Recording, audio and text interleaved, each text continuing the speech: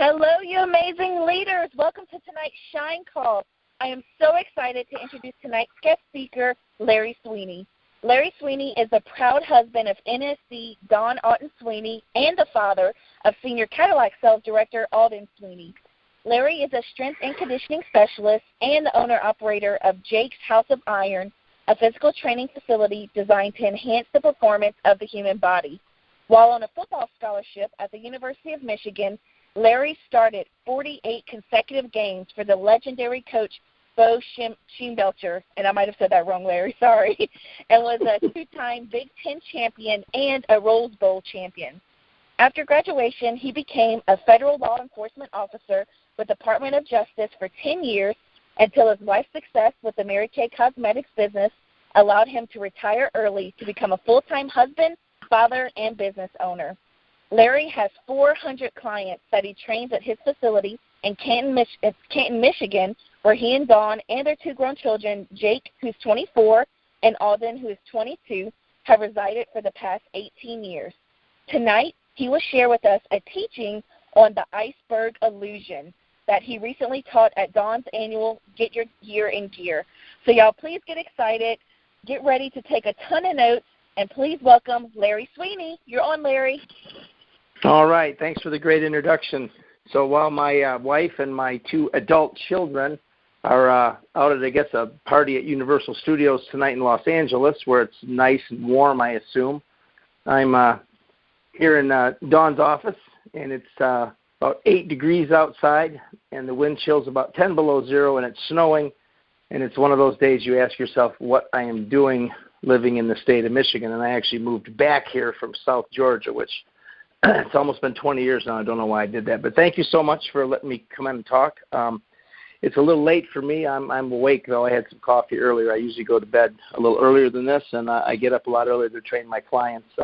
I've been very fortunate to pursue a passion in my life, and I was able to do that through the success that Dawn achieved in her Mary Kay business. And I'm sure maybe most of you know my story, some don't, but I was able to leave a federal government job where I was pretty successful at 33 years of age to pursue my dream, to move back to Michigan around family and open a business and do something that really was in the realm of God's calling. So I'm real happy that I get a chance to talk to you guys. And I'm going to talk about something tonight called the iceberg illusion.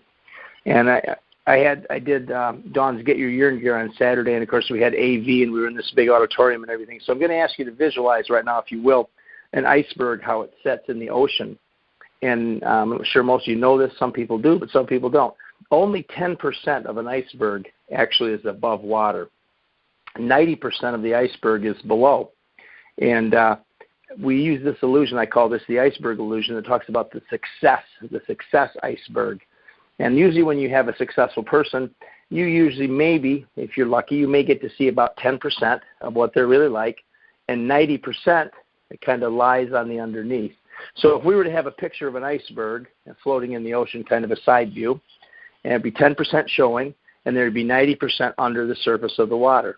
And there's 7 things that I'm going to talk about tonight, 7 little things that are keys to success that you pretty much have to have if you're going to be successful, but a lot of people don't see these things or how you respond to these things. And I'll give you all 7 of them, and I'll give you the definition of each one before we unpack them. And it won't be very long. I mean, this is relatively short. Keep your attention span, but there'll be some definitions and there'll be some notes, so feel free to take some if you'd like. And the goal tonight is to get you to see more clearly on some of this stuff, but to also motivate you and to transfer this stuff to what you do. You know, I know you're all professional skincare consultants. You know, I'm a strength and conditioning coach, but I think this will hold true for a lot of people in a lot of different areas. So the first one we'll talk about, the 7 little things. Number 1 is persistence. And the definition and these are definitions you're not going to find in a dictionary. These are definitions that I researched. When I research and when I do a writing, Dawn asks me to do it, and I prepare for quite a bit of time. And I usually source 3 different areas. Number 1, the Bible, because I do believe that's God's roadmap for humans to follow. Number 2 is experiences from my life and my 50 years of living and being an athlete and a businessman and a wife to or a husband to my wife, and just some things from athletics and business and things from life. So number one is persistence, and I've defined persistence as how many times are you willing to get back up after getting knocked down. And simply stated, persistence means never giving up. And I know there's times in your careers, and I know there's been countless times in my career and in my athletic career, in my business career, in my career as a federal agent where I wanted to quit. And I can, tell you, since probably Dawn's not here or listening, there's been some times in her career where she's probably wanted to throw in the towel too, although she probably won't admit them to you now. But the thing that you have to understand about not quitting is success doesn't always go to the smartest, nor the fastest, or the most talented. It goes to the person who will not allow circumstances and adverse conditions to determine the outcome. They choose how to control the outcome or, a favorable outcome, and they never stop. And I thought long and hard about this one. What would be a story from my past that would, revolve around quitting and the ramifications that would have happened had I did quit? And as Katie introduced, she said that I was a football player in college, and I was very fortunate. I'm the grandson of a coach, and I'm the son of a coach, and I'm a coach now myself, and I never thought I would be. I used to tell people when I was in college, the last thing I'm going to be is a teacher and a coach. And lo and behold, never say never, and I end up being a teacher and a coach, and a combination of that even when I was a federal agent. So I guess it's kind of in my gene pool. But I was very fortunate to be a good enough football player to get a full scholarship to the University of Michigan and play for a really tremendous leader and a coach, a guy named Bo Schembechler. And don't worry, Katie, you're not the only person that can't, pronounce his name. But he at times, he wasn't the most favorite person in my life. And when I was 18 years old, I was fortunate enough to be good enough to be able to play and to start as a true freshman at the University of Michigan. And we won the Big Ten championship, and we were awarded with the prize at that time for the champions. You go to the Rose Bowl. And he had never won a Rose Bowl until my freshman year. I happened to be on the Big Ten championship and a Rose Bowl championship as a true freshman. And a little story that happened while I was out there as a true freshman. Now, I might not have been the most coachable person. I know that if any of you have heard some of my talks before, I talk about coaching and being coachable. And sometimes talented people and immature people are sometimes uncoachable. And at times I was a bit uncoachable. But there was an instance when I was at the Rose Bowl. It happened in practice.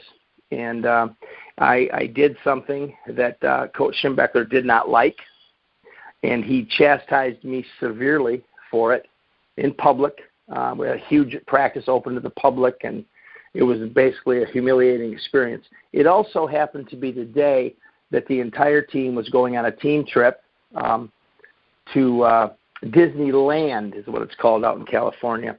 And I'm a small town guy. I come from a town of about 10,000 people, and I had not traveled anywhere. Now I've traveled all over the world with Mary Kay. But at that time, I was an 18-year-old college freshman. I hadn't traveled a whole lot of places. I'd been to Florida a couple times, but had not traveled extensively. And I was really looking forward to going to Disneyland. Well, I ended up being sent back to the team hotel by Coach Schembechler with the managers and the trainers.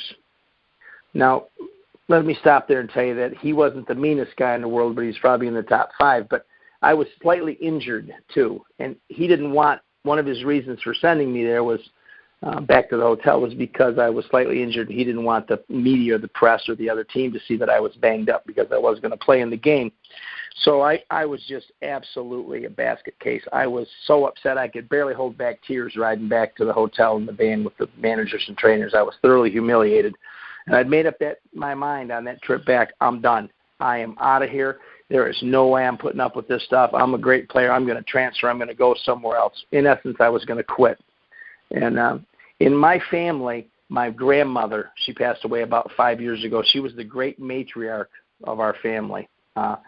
She actually was one of the only Christians at that time in our family also. But she'd always favored me, and she prayed for me, and she took great care of me, and I just loved the time that we spent together. She was also the wife of a great coach, my grandfather, and the mother of my dad, who was a great coach too. So I called my Grandma Sweeney, and I was in tears, and she knew I was really upset. And she's back in Michigan, and I said, "Gram, I'm done." I told her what happened. I said, I want you to send me a plane ticket, the money for a plane ticket. I'm going to fly back, and I'm going to go to another school. Anybody, they'll take me. I'm getting out of here. And she told me to, calm down, pray on it, just relax, just relax, and call back in an hour. If I still felt that way, we'd talk again. So I said, okay. So I waited an hour. I worked myself even to more of a tizzy. And when I called back, lo and behold, she didn't answer the phone, but my father, the coach, answered the phone. And he gave me a very clear, concise coaching message. He told me, if you quit, don't bother coming back here. Just stay out in California. Maybe you can get on with one of those junior college teams and just pursue your career again, because there's no place in his house for a quitter. Well, lo and behold, I sucked it up. I played in the game. We won the Rose Bowl championship. And the next time I saw my father was walking out of the locker room out in Pasadena, California, because he and my mom and my grandmother and my aunt made the trip. But the moral of the story in this one is, what would have happened in my life had I quit, had made that decision, and she said, sure, come on back, or maybe I just walked away myself. First of all, I wouldn't have finished my career at Michigan. I wouldn't have gotten an education. I wouldn't have met my wife.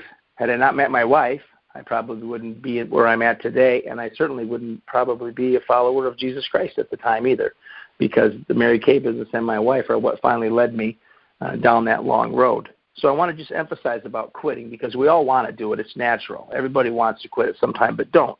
The thing about quitting is no respecter of the time, the energy, the money, and the hard work that we put in.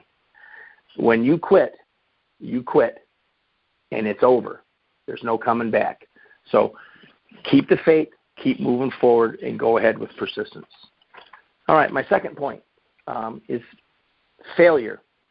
Failure is another one of the 7 small things you find underneath the surface of the water with an iceberg.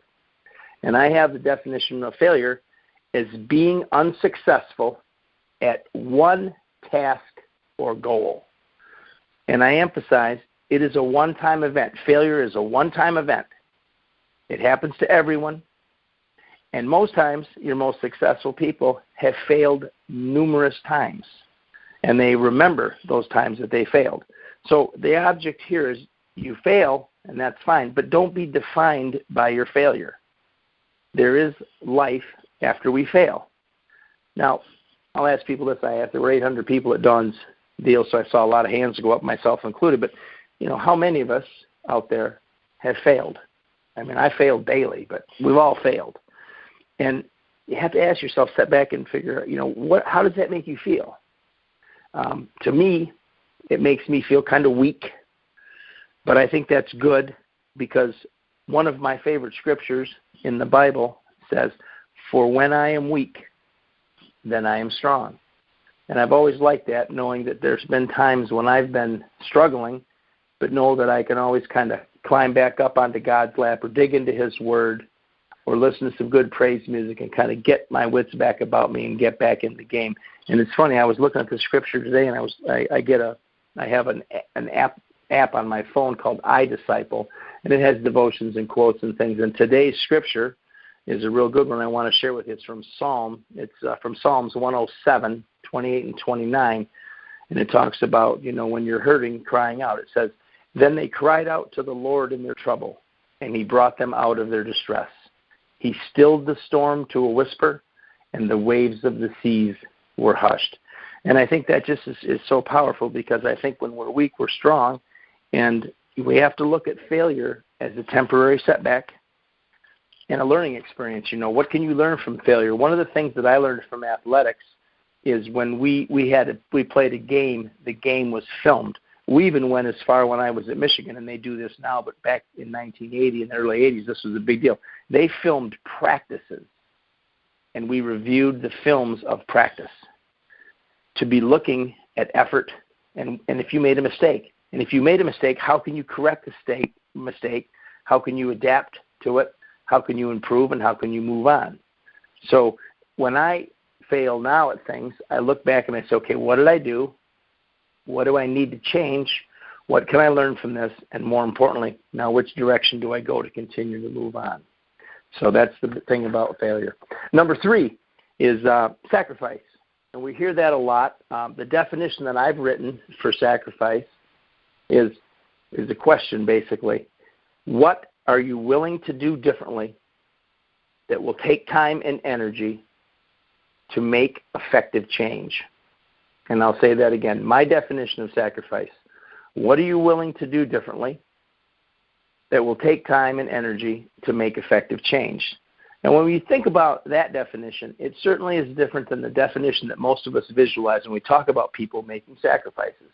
You know, the ultimate sacrifice obviously was when God went to the cross and died for us. That's the kind of thing people picture when they talk about sacrifices. Well, I'm just not willing to make those kind of sacrifices. Let's break it down a little bit smaller. Some of the sacrifices we're asked to do are not really that big.